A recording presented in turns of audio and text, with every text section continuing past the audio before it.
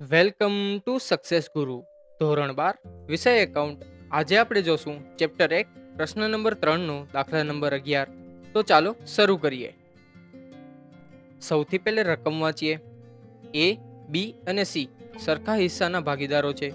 તેમની કુલ મૂડી 4,50,000 રૂપિયા છે. તેમની મૂડીનું પ્રમાણ 1:3:2 છે. પેઢી મૂડી પર વાર્ષિક 9%ના દરે વ્યાજ ચૂકવે છે. ભાગીદાર સી ને મૂડીના વ્યાજ સહિત 73,500 રૂપિયા મળ્યા છે. તો ભાગીદાર એ અને બી ને મૂડીના વ્યાજ સહિત કેટલા રૂપિયા મળે? આ દાખલો જુલાઈ 2019માં બોર્ડ એક્ઝામમાં પૂછાયેલ છે, માટે ખૂબ જ ઇમ્પોર્ટન્ટ રહેશે.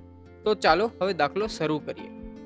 સૌથી પહેલે આપણે રકમમાં મૂડી આપેલી છે અને મૂડીનું પ્રમાણ આપેલું છે. તો સૌથી પહેલે આપણે ભાગીદારની મૂડી શોધીએ. સૌથી પહેલે અહીંયા લખવાનું ભાગીદારની મૂડી.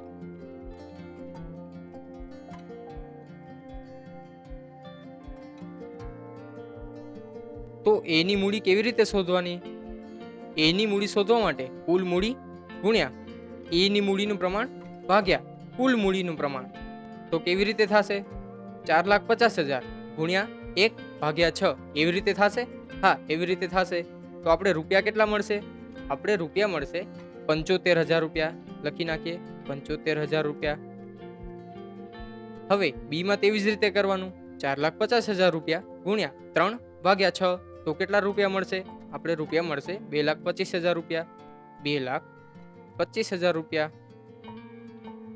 પછી સીમાં 4,50,000 રૂપિયા ગુણ્યા 2/6 તો કેટલા રૂપિયા મળશે?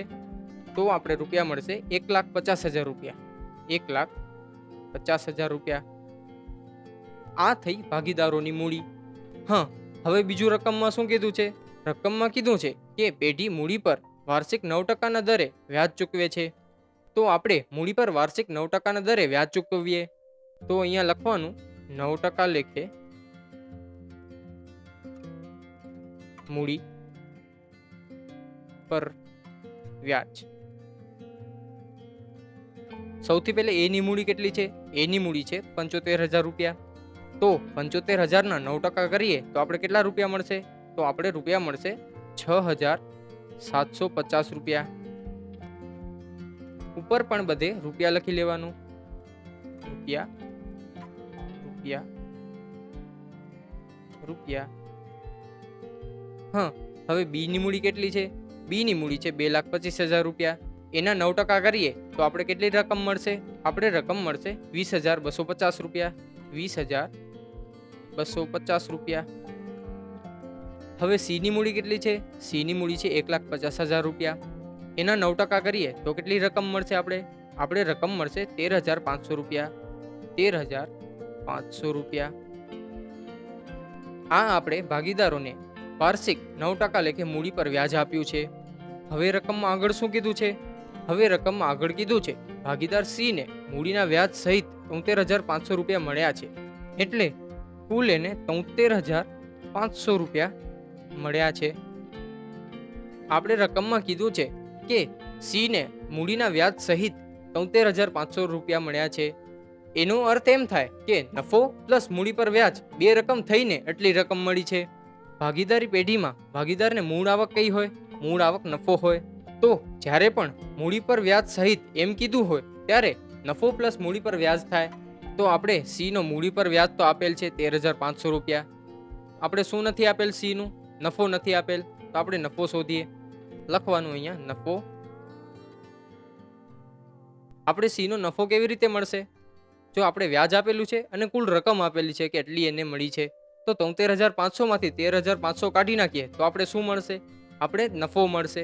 તો નફો કેટલો મળશે? આપણે નફો મળશે 60,000 રૂપિયા. આ આપણે સી નો નફો મળ્યો. હવે આપણે રકમ આગળ વાંચીએ. ભાગીદાર સી ને મૂડીના વ્યાજ સહિત 73,500 મળ્યા છે. તો ભાગીદાર એ અને બી ને મૂડીના વ્યાજ સહિત કેટલા રૂપિયા મળે? આપણે શોધવાનું છે એ અને બી ને મૂડીના વ્યાજ સહિત કેટલા રૂપિયા મળશે. તો ચાલો તે કરીએ. આપણે એ અને બી નો વ્યાજ તો મળી ગયું છે. આપણે જે છે નફો શોધવાનો છે અને વ્યાજ સહિત રકમ શોધવાની છે.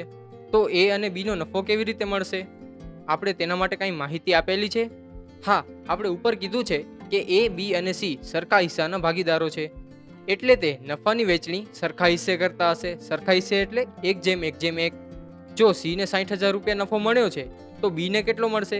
બી ને 60,000 મળશે. શું કામ? તો કે કીધું છે કે સરખા હિસ્સાના ભાગીદારો છે, તો બી ને 60,000 મળશે.